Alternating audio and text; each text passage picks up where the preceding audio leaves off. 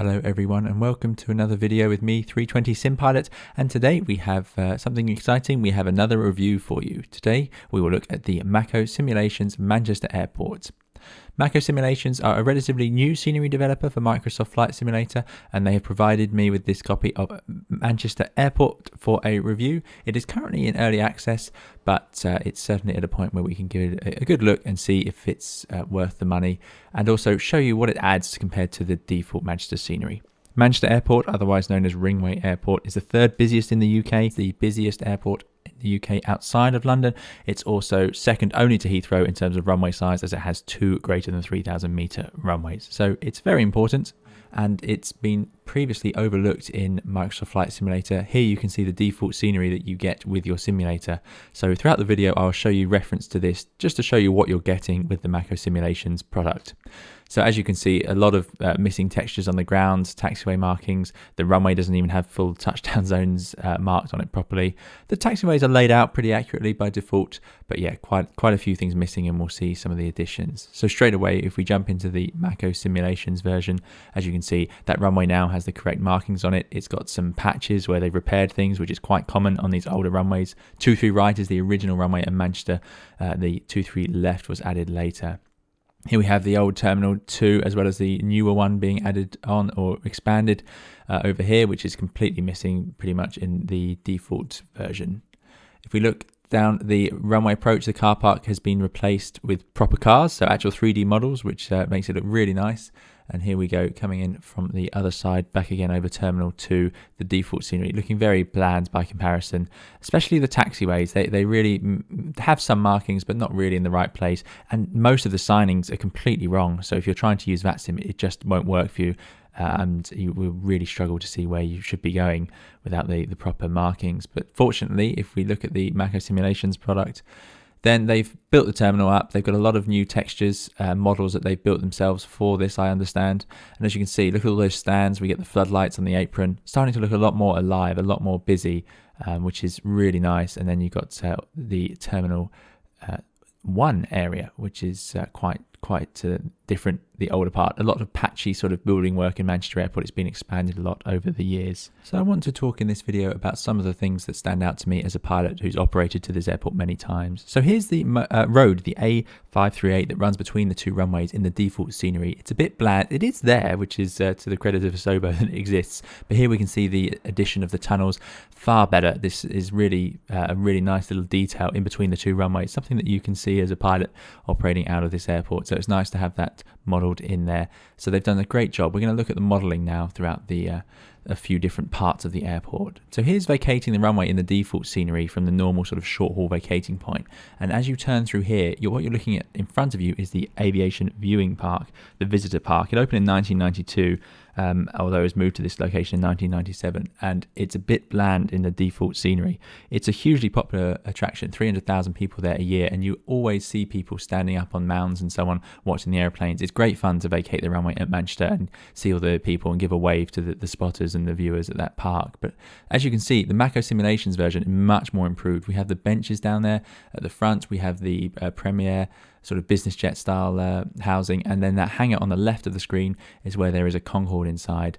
You can also see the car park modelled properly and some old jets sitting around for people to go and view. It's a really nice place. I've never been to it, I'd love to, but yeah, modelled excellently now and basically completely missing in the default scenery. So here we are in the Macco Simulations Manchester, vacating at the same point and making our right turn onto the taxiway, and you will see the Aviators Park looking much better. Importantly, there's that mound. They've managed to raise the ground, which I was really impressed by, because that is the viewing platform where you can see over the fence. So there's always spotters up on that mound in front of you. In front now we can see the control tower, so let's talk about that. Here is the default control tower, which is all wrong. It doesn't really get the colour or feel of the proper one right. And here is the new Manchester control tower that Macco Simulations have added. I've seen it affectionately called the Death Star, and I can certainly see why. It has that sort of ominous presence to it, but it's a very standout feature since it's been built in 2013. So yeah, great to see that represented properly. In the default scenery, this is the old control tower, which looks nothing like this in real life. And Macco Simulations, again, have done a great job because they've represented it properly with the original Manchester control tower. Much lower, much less impressive than the Death Star, but yeah, it's represented far better here. Some detailing now that I really like is that they've added aging to these panels. So you can see where this is the older control tower, so it has some weathering effects on it. Really nice. And there's a lot of different textures and lighting reflections you get off these different parts of the airport. But as you can see, the roof's starting to look old, showing the age on the older part of the terminal, which is really great. The next thing I want to talk about, and another standout feature for pilots who operate here, is the pub. We are here at the threshold runway 23 right, and in front of you should be the airport pub.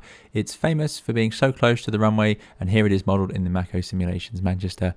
Far better. You've got all the little benches and umbrellas. It's a really nice detail done with the car park and the fencing and everything. And yeah, it's very visible to the pilots, and it's something that you see people standing up at the fence and watching the airplanes taxi out and take off. Again, never been to it, but I'd love to. But great to see it represented so nicely here. So by now, you're probably getting the idea that the default scenery modelling is very lacking and inaccurate, whereas Macco Simulations have done a fantastic job bringing this airport to life. We have accurate stands and terminals and lots of great little details.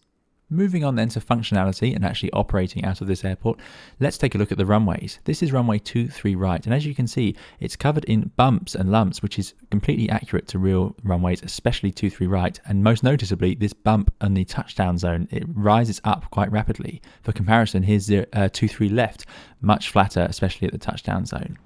If you talk to a pilot about landing in Manchester, the first thing they'll tell you, I guarantee, will be about the bump on 23 right. It's completely famous for it, and in the default scenery here, you can see it's sadly missing. So the runway is basically smooth, and as you come into land, you'll also notice we are below glide slope, but the PAPIs show us as high. I know you're not supposed to use those, they slow down, but it just shows you that some of the alignment is not quite right, and a completely smooth runway. Far better now is the Macco Simulations version, where not only do the glide slope and PAPIs all line up properly, I don't know how they've done this, but really great to see that improved. So operationally for landing, it's far better. But also this bump is completely represented, and it is a real challenge of landing in Manchester to time it right, so you don't end up hitting into the bump early, or if you end up flying over the bump, the runway starts to disappear beneath you. So here we go, holding the airplane basically level, and the runway comes up to meet us. You'll notice the nice texturing on the runway as well, where it's been dug up over the years, which is quite common on these older runways, which 23 right, as I said, is the older of the two runways. Here we are now at the holding point for 23 left. This is a famously busy part where they use 23 left for departures during the day. And as you can see from the chart picture, it is a very confusing area with lots of different names, Victor Alpha, Tango, all sorts of different taxiway names and holding points. And air traffic will give you instructions to hold around here. And as you can see, the default scenery doesn't represent this almost at all. These all are called Alpha in the default scenery. So if you're trying to fly on VATSIM, that would be really difficult to use and to get into the right place. But if we look at Macco's detailing, here we go, we get proper ground textures, much more accurate to the sort of taxiway style they have over there. You get those nice reflections in the tar in between the I believe it's concrete slabs on the ground. And then we get the proper naming of the holding points. So here's Tango 1 being at the front of the queue there, and there's 23 left. So it's great to see this modeled. But as I said, in terms of functionality, if you want to fly from here in Microsoft Flight Simulator on VATSIM or anything like that, you're going to need to have some clearer taxiway signage to help you out. This is the 23 left runway, as I said, newer and nicely represented as being smoother. It is a really nice runway to land and take off on, much smoother. Continuing the theme of taxiways, here we have the roundabouts over near Terminal 1. These are, again, really confusing, especially in the default scenery, which doesn't cover them at all. But these are much better represented and properly signed. I have a taxi tutorial available if you need help with that, so do please check that out if you're hoping to taxi around these complicated little bits of the airport. Nice to see the I Heart Manchester sign printed on the ground here properly as well. I'm not sure who sees it, I suppose taking off aircraft perhaps, but it seems a bit low down for that. Another great detailing in the taxi markings is the stop markers. These obviously are upside down for the pilots, but the correct way around for the marshaller, and they can see where to put the nose wheel of the taxiing in aircraft. So again, this has been added to loads of stand, really nice detail. These bollards are added in as well. I don't know why they're always around in Manchester Airport, but they often are, usually put out temporarily to stop you taxiing onto roadworks or to block off closed exits off the runway. So great to see them represented properly here in the Macco Simulations version. Next, let's talk about holding points. So here's the flashing wigwags, we call them, at the holding point for 23 right. And we also have proper stop bars and these bright red 23 right lettering on the ground. So all the right cues for the pilots to stop them rolling onto the runway. Wigwags are a big standout feature. Most international airports these days have them, and I haven't seen them represented quite so well before, especially with that orange flashing light. You've probably seen them when you're a passenger. They're quite visible even from the cabin. So yeah, they add a real nice level of immersion to the sim to have the extra flashing lights around you. And there you go. As you taxi up, you can't miss them. They really do help, even if the red stop bar on the ground is not lit at the time you arrive there. So really nice. That brings me on to night lighting, which has been improved vastly. You can see the taxiways are done properly with the green exit lights off the runway, as well as the green lights and blue edge lights for taxiways. So yeah, much better system. You'll also notice the flashing wigwags, as well as a few other flashing beacons around the airport. You have orange lights flashing on top of vehicles, which is accurate. That's what you'd see as an airport. You've got the red lights on the control tower here, as static objects will have red lights on them. And you can even see the fire engine has flashing blue lights. So it's really nice. Really starts to feel like a little model world with so much detail put into these little things that really add up, and I was really impressed with it at night actually. A quick talk about performance. Here I am taking off on 23 right in the Macco Simulations version, and as you can see, no real issues with performance. It didn't seem to make much difference compared to the default scenery at all, which I was surprised by given how many objects it includes, but still great to see that scenery isn't having the impacts it once did in older simulators. I'm running this on an i7-10700K with an RTX 3080. I appreciate not everyone will be, but yeah, I didn't notice any appreciable difference in performance. So in conclusion, what do I think of the Macco Simulations Manchester Airport?